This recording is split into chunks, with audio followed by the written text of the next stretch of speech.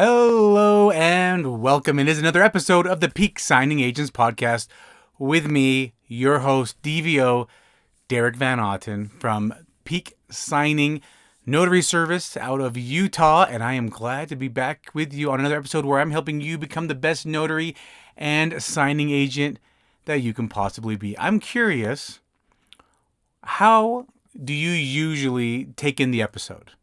I've had some people send me pictures, or they've tagged me. They're folding laundry in front of their tablet. They're on their treadmill at home, and they're watching me on TV and on the big screen, and that's a little embarrassing, but that's totally fine.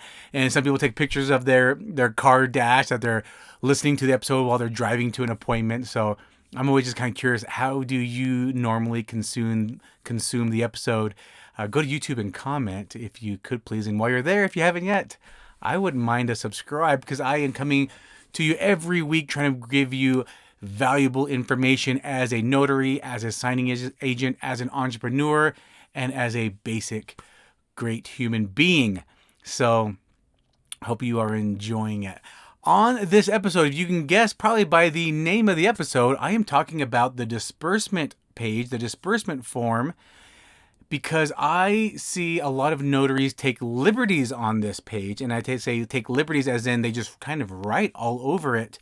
And so I thought I'd give some tips, whether you are a seasoned notary and signing agent, on how to fill this out, or if you're new to the game, about what you should be writing on here, because things do kind of come up. And I want to talk about as many different examples as I can think of. If you are new and you are wondering what is a disbursement form, a disbursement page, that is for someone who is, well, it's going to be in almost every seller packet, but it could be in refinances and purchases as well. But basically, the title company is asking the signers, hey, you're going to get some money, or you are possibly going to get some money back, and how would you like it? So when I say it will be in practically every seller packet, is because, yeah, it's true. They're selling a home, and hopefully they've got equity and they will be getting some money out of it. People are refinancing, and some of the big causes for refinancing is to take some cash out, or they're getting a HELOC loan, home equity line of credit, and they're going to take some cash out as well, or they're going to receive funds at some point. Or even if they are buying, sometimes the numbers are estimates.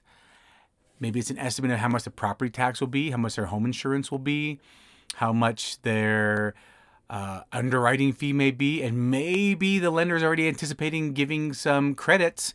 So they're just saying, hey, you know what? You have to pay this amount now, but you might get some money back. And how would you like that?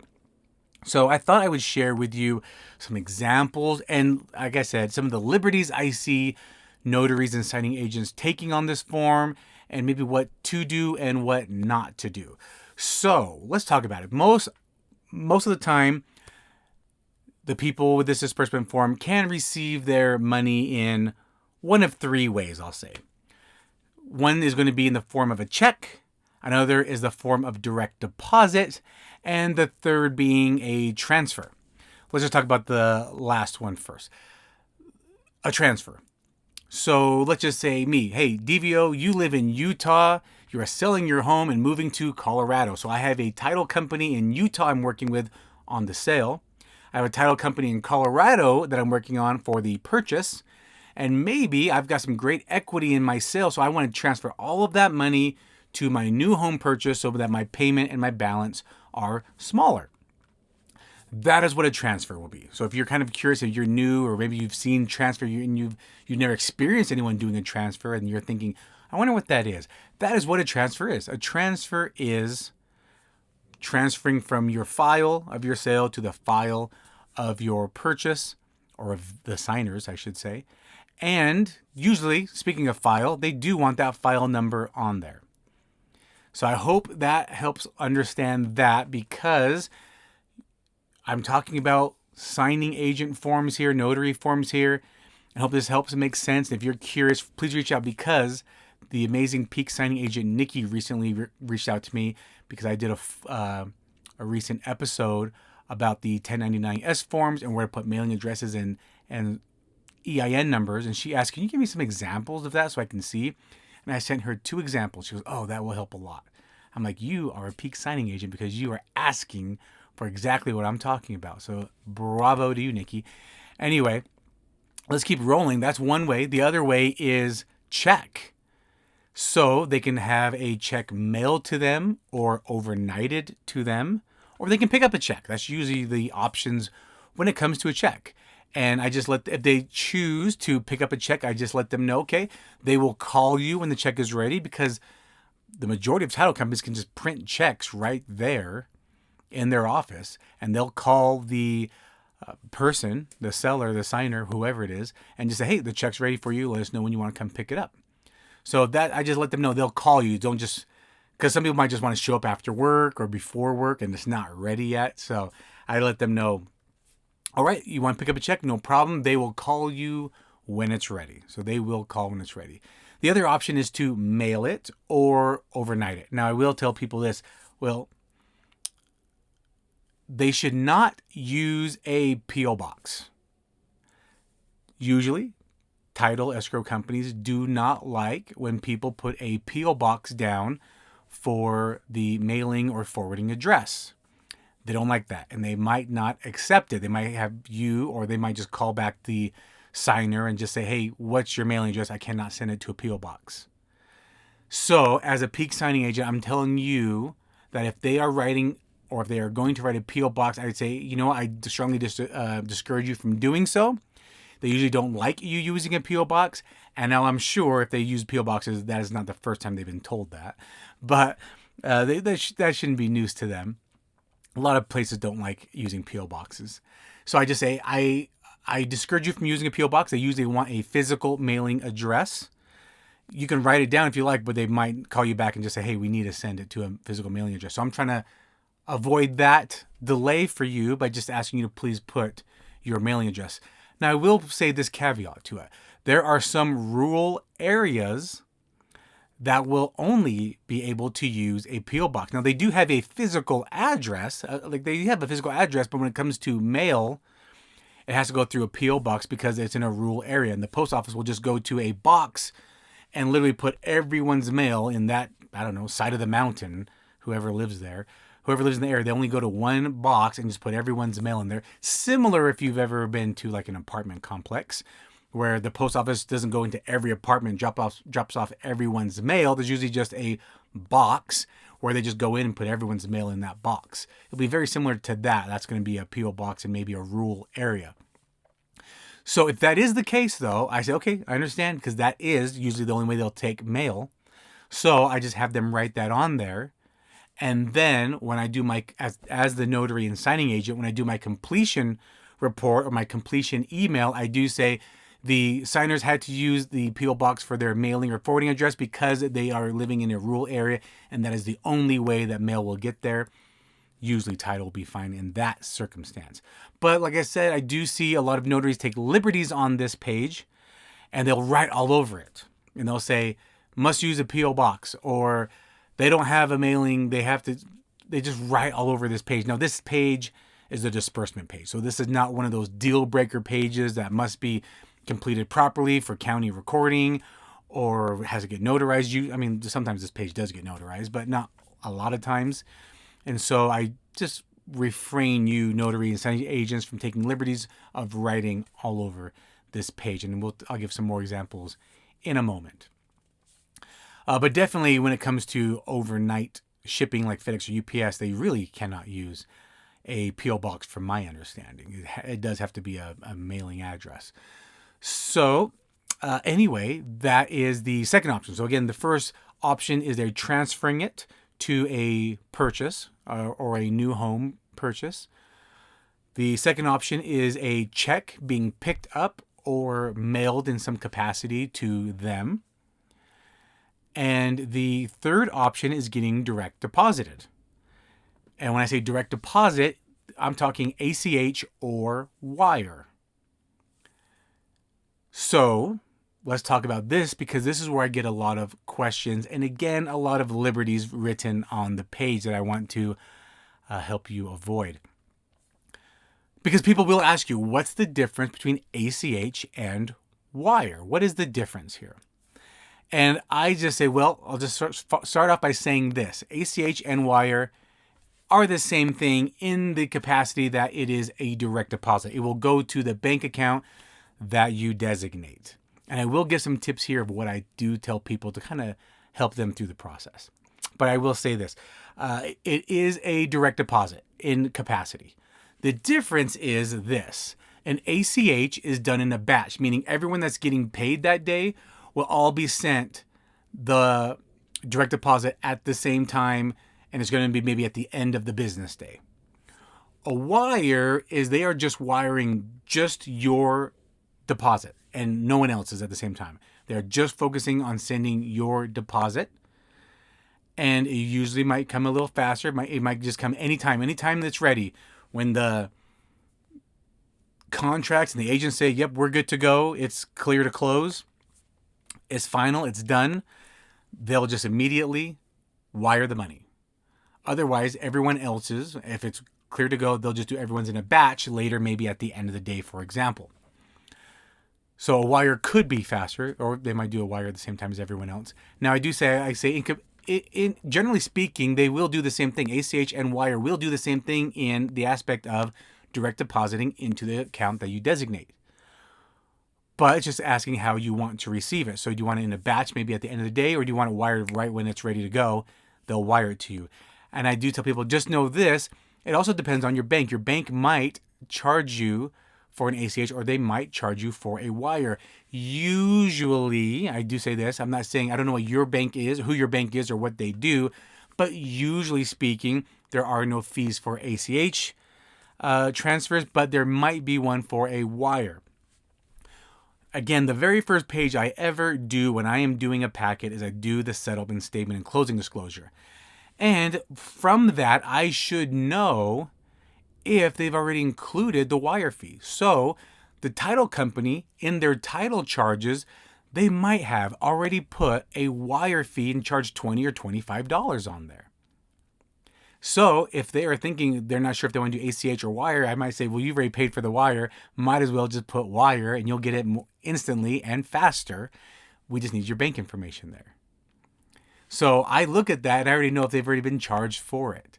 Or I might just, and sometimes the title company will give them their options and say for a $20 fee, there will be a wire transfer. So they have that information there as well. They'll just know, basically, if you're getting $2,000 back, you'll be getting $1,980 back because $20 will go to the wire fee if it's listed there as an additional fee. So sometimes the title company is already pre-charging them for it, and sometimes they're just letting them know, hey, you might be charged. And sometimes they don't know. So as a peak signing agent, I let them know, hey, it depends on you. If you pick a wire, there may be a wire fee of $20 or $25. That's the most common wire fee.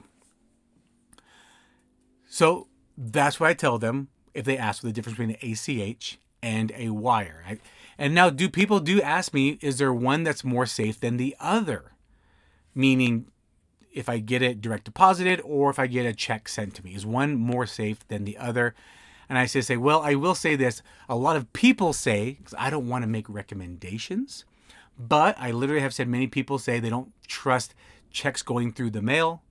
They feel more safe having it wired through their bank institution. So I do say that. I say, well, I don't know, but I will say that I've heard most people say that they feel more secure having it wired directly to their bank or direct deposited directly to their bank versus having a check go through the mail and sit in the mailbox. And then a lot of people say, yeah, you're right. I think I like that better. So I'm not making a recommendation. I'm just saying what most people have said to me. And that is what a lot of people have said to me. They prefer that. They don't really trust the mail and having a large check go through the mail and it's going through many different hands. So if people do ask, that is something that I do say. Now, when they put their bank information in, let's say they do choose they want an ACH or wire, and they're putting their bank information in, I just say, okay, just put in your bank information, put in your routing and account number, and then put in your name, because it'll ask for maybe beneficiary name. And I tell them, write your name exactly how it's on your account. So maybe there's a middle name, maybe there's a middle initial, or maybe it's just first and last only. However it is on your account, just write that. And if they say, oh, I'm not even sure, I say, well, if you have the app, you can look on your app and look at your statement. Or if you have a debit card through that institution, you can look on your debit card, and that usually matches what's on your account. And they say, oh, great idea. So that's another tip for you all. People are asking, what should I put on here? I say you can look at your app or look at your debit credit card, because that's usually going to match. And they might even say, well, there's both of us on the account. Should I put both of our names? And I just say, it doesn't matter. At least one of your names has to be on there. At least one of your names, but just put it exactly how the name is. You can put both names, or you can just put one name. It doesn't really matter. Just put it exactly how it is, though. And once they put in their routing and wire number, I say, really quick, before we do that, before we wrap up here, can you just double check that number one more time? Because they will send it wherever you tell them to send it, and it's not their responsibility. And they always say, good idea. And they want to double or triple check that the account number and routing number are correct. Another question I get asked by people filling out this form is, okay, I looked at my bank and there's a wire number, there's a domestic wire number, and then there's then there's just a routing number. Which one should I put, the routing number or the wire routing number? And I just say, I don't know. They say the website says this is for domestic wires. Should I use that number? I said, well, if that's what the website says, I would use that. If they go off their checkbook and there's a routing number there, I say go with that too. I don't really think they'll be wrong either way. Let me know if I'm wrong. Comment if I am mistaken. But I'm pretty sure if they use the routing number that's on their checkbook, or if they go to the website and it says domestic wire and it's a different routing number, I still believe it will go to their account number. I do believe it's banks are associated by the routing numbers. But again, comment if I'm wrong and let people know on YouTube. But yeah, so that's how I help them fill out this form. And then another thing I say at the end is I just say this also, is I say, now, I don't know if you have this much money going into your account very often, and they usually giggle. So let's just say they're selling a home and they're getting $200,000 back. And I just say, I will say this, the disbursement date, and I get this off of the settlement statement, by the way, on the top right, there usually is a disbursement date, or somewhere somewhere in the top, there is a disbursement date. I say, it looks like they are trying to fund this or complete this on this day, and that is the day they will wire the money, or that's the day they will issue your check. And if there are payoffs, that's the day that they will do the payoffs or send the checks for you to send to your creditors. That will be the day that those checks are cut or the money is direct deposited. Now, I don't know if you have six figures going to your bank very often. It's a joke, I say. And they say, oh, I wish, right? Everyone wishes. But I say, it doesn't hurt to let your bank know that you are selling a home or refinancing, you are getting a cash out. And it doesn't hurt to let them know, because once it does get deposited, or I'm talking about getting direct deposited. Once they issue that, your bank might put it in that pending status just to make sure it clears. So it doesn't hurt to give them a heads up. It might not change anything. They might just take their sweet time. But sometimes giving them a heads up doesn't hurt. And they do say that is a great idea. I just did one yesterday, and they said, oh, with this bank, it doesn't even matter. They'll just do it when they do it. It doesn't matter if you give them a heads up or not. I said, okay, all right, no problem. As long as you know that, that's great. Because, when it goes in pending, it might not be available right when you are hoping it will be, because it might be in that pending status as they make sure it clears through the title company. And anyway, I do see a lot of people, notaries, take liberties on this page where, let's just say someone says, okay, I do want it wired, but I don't have my information yet. So notaries write on there, will call later. Unless you get instructions from the real estate agent or title company to do so, and I would only take it from the title company, it's okay if they call back. I just say, okay, great, all right, great, no problem. Just go ahead and sign the page, though, because title will fill this in. But again, because I print out a copy for them, I go, on your copy, and usually on the copy, I do put the settlement statement on top. I go, here's the name of the title company, here's their phone number, here is your file number, and here's your escrow officer's name. That will all be on the settlement statement.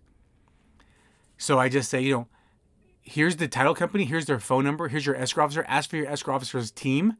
They're going to ask you for your file number. Here's your file number, and I usually will put a star on it or something.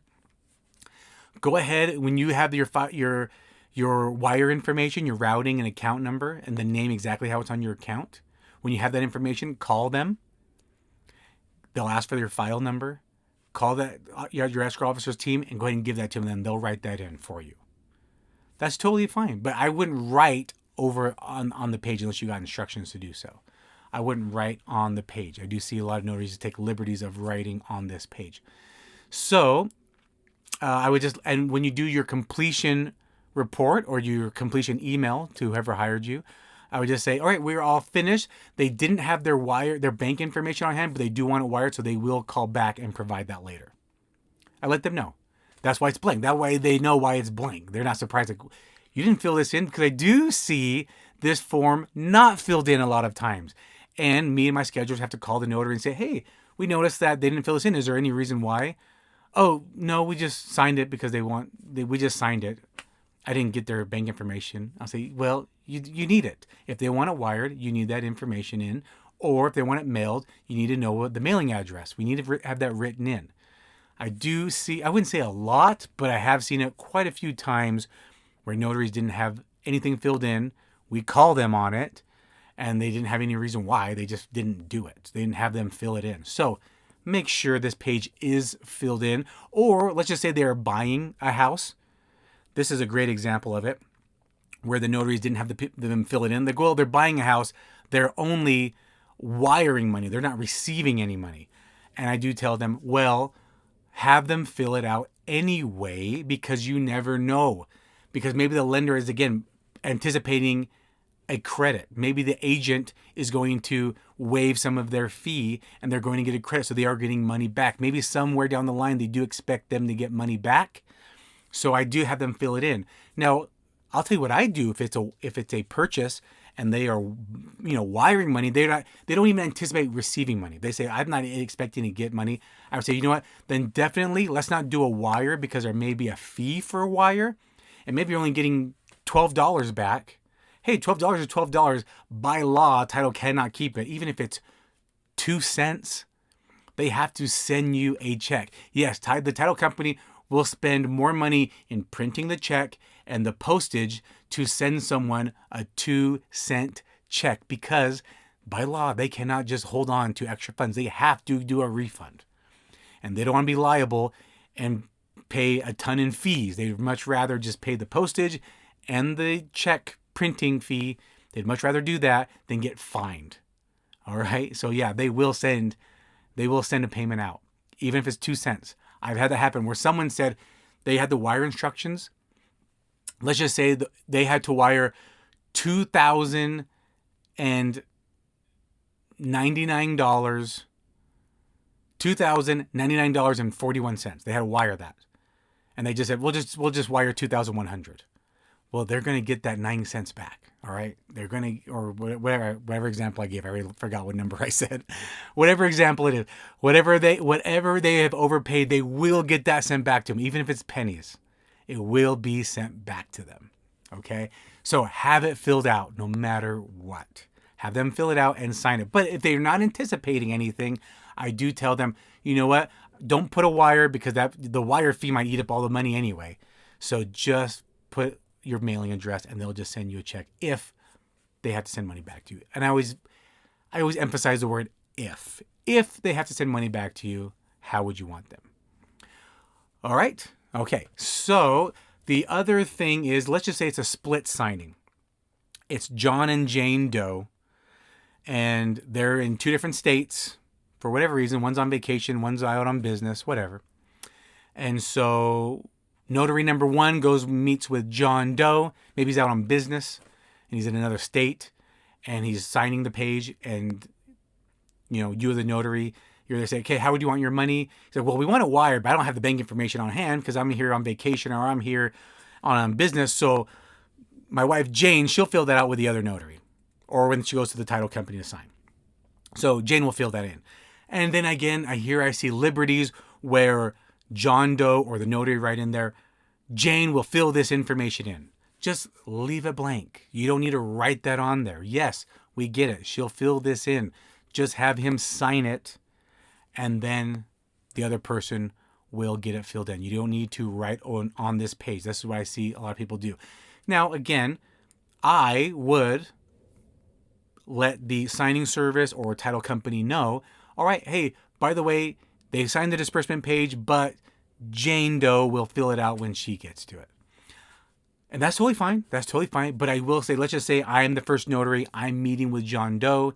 He tells me, all right, my wife, Jane, she'll fill this in when she gets it. I say, great. Will you please let her know to have the bank information on hand? Maybe she's going into the title company, or maybe another notary is going there. I just say, please let Jane know to have the bank information on hand when she goes meet with when the second notary comes over, or when she goes into the title company to sign. Make sure she brings that information in with her. Please remind her to do so. That's just another tip I give them to not delay their funds, to make the transaction smooth.